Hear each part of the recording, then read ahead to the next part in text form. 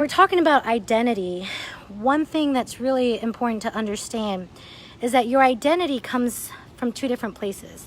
Your identity can come from the life that you live, from people in your life, from your experiences, meaning what you believe about yourself and what you believe you are able to do comes from growing up, the experiences that you may have had as a child.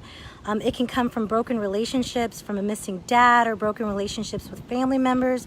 It can come from experiences in school. Whatever it may be, your identity can either come from that or it can come from God. And what does it mean? Well, what does that mean? It means that God has created you for greatness. And if who you think about yourself being, how you see yourself, if it's not in alignment with how God created you to be, then you never reach your fullest potential. And that was huge for me, because a lot of people don't realize that what they think about themselves is very toxic. I read somewhere about how if you could hear yourself talking to someone else, like how you talk to yourself, you would be disgusted. Think about that for a second, because I see it happen all the time in the office. Like, I see people that, wellness is a lifetime practice, and I see people that will mess up, or I see people that are not eating healthy, or they go through a stressful time, and I can see what they think about themselves, and I hear what they say about themselves. They beat themselves up. And so when your identity is aligned with who God created you to be, meaning He created you for greatness, you're fearfully and wonderfully made. No matter where you're at in your life, no matter where you're working at, you were created to influence the people around you. And so even in your loneliest times, there's people that love you and care for you. And so if you're not careful to pay attention to your thoughts and to pay attention to what you're saying to yourself, you self-sabotage. Again, your identity can either come from how God sees you and how God created you to be, or it can come from what you've been told throughout your life. And I see that. I mean, for me, that's huge, and I'll be completely transparent with you guys. One thing I worked on this weekend is, growing up, I had that personality to be called bossy. I had that personality that was called just like aggressive, and I struggled with that. And that's the problem, is your identity can be a traumatic experience, or it can be comments that people have said about you throughout your life. It can be your dad not believing in you. It could be your teacher questioning your intelligence. It's these little things that either consciously or subconsciously affect you. And I want to say hi to everyone tuning in. Sharon and Michelle. Yeah, that's one of my biggest problems, and I sabotage myself. But you know what? The big thing is, number one, you've got to acknowledge that you're doing that. Number two, you got to know where it's coming from. And number three, you've got to heal from that.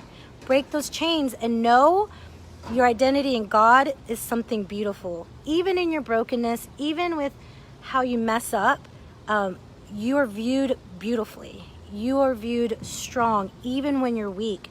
Your body is able to heal. You were set up for success. And so, like I was saying, for me personally, I was called bossy a lot growing up. I was told, I was too aggressive, and that subconsciously weighed on my mind. And what I realized was those same things that people would criticize me about when I was younger are the same things I need to help people get well. It's the reason why I'm a leader in my community. It's the reason why I can help women that have had thyroid issues, because I am driven, because I can push myself.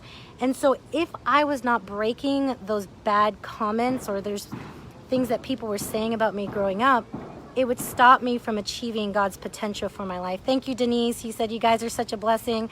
I'm thankful that we are able to do what we do, but again, your identity can either come from what people have told you who you are, or it can come from God. And you are in alignment.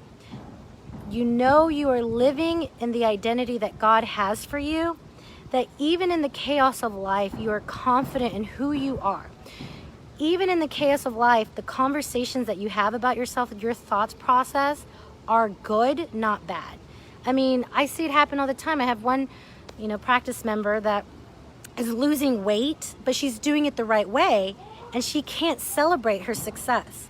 she can't celebrate everything that goes along the way because she's waiting for it to go bad. And hey, that's other stuff that's going on in the past. That's not just because you're losing weight, not losing weight. It's because someone told her she couldn't be skinny. Someone told her she was fat. And that's why even now, years and years down the road, she still believes that she can't get skinny. And I mean, we're not trying to get her skinny, we're trying to get her healthy.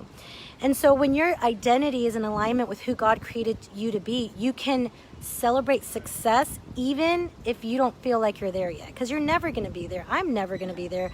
Again, I've worked through identity issues. I have gone to God to find my identity, but hey, I'm going to be doing this for the rest of my life, and it's going to be that way for you guys too. And I want to encourage you guys, because it's easier for someone on the outside to see how wonderful you are, how loved you are, how great you are, how you're able to heal. It's harder for you guys to see that in yourself. So I want to encourage you guys to ask yourself, like, what's the conversations that I'm having with myself? What do I believe about myself? You have to acknowledge that it's not positive. You have to acknowledge that the conversations you're having about yourself are self-sabotaging you. Once you acknowledge that, then you can find out why. Like, why do I believe that I can't be a leader? Why do I believe that I can't achieve my health? Why don't I believe that I can get better? Why don't I believe I can apply for this really difficult position in my job and get it? Why don't I believe that I can be a good mother, a good father? Why don't I believe that I'm a good friend? Why don't you believe that? And find out what that is. Is it a broken relationship? Is it school? Is it something in your past? And it doesn't have to be a big thing. That's one thing we talked about the mastermind this weekend. It doesn't have to be like this one thing. You know, a lot of people have been abused and that affects how they think. But it can be something as simple as, you know, a parent saying, you know, are you sure you want to apply there? Can you actually get into that college? Like, it's those little comments that can subconsciously get you. And then once you find out what that is, you break those chains. You realize that those words do not define you. What people thought and think about you currently do not define you. Why? Because the creator of the universe created you, fearfully and wonderfully made, to have an impact in this world no matter where you're at. So that means you are not meant to be sick and suffering, to be on multiple medications in pain. You were meant to live a fuller purpose. So no matter where you're at, know that you're loved, know that you're made for greatness, and know that once your identity is aligned with God, then you can celebrate that. That even if you're not there yet, even if you're struggling, even if, you know, life is chaotic, you know, family's crazy, job is crazy, if your identity is aligned with who God created you to be, then you can handle it. You can always keep on pushing through. You can always keep on growing. And I think the last thought I want to leave with, and the biggest thing that's been on my heart, and I say it to my practice members and to my coaching clients, is this. Once you find your identity in who God created you to be, once you can break these broken thoughts and these lies about who you are that others have told you, once you realize all that, you can love yourself well and you can give yourself grace.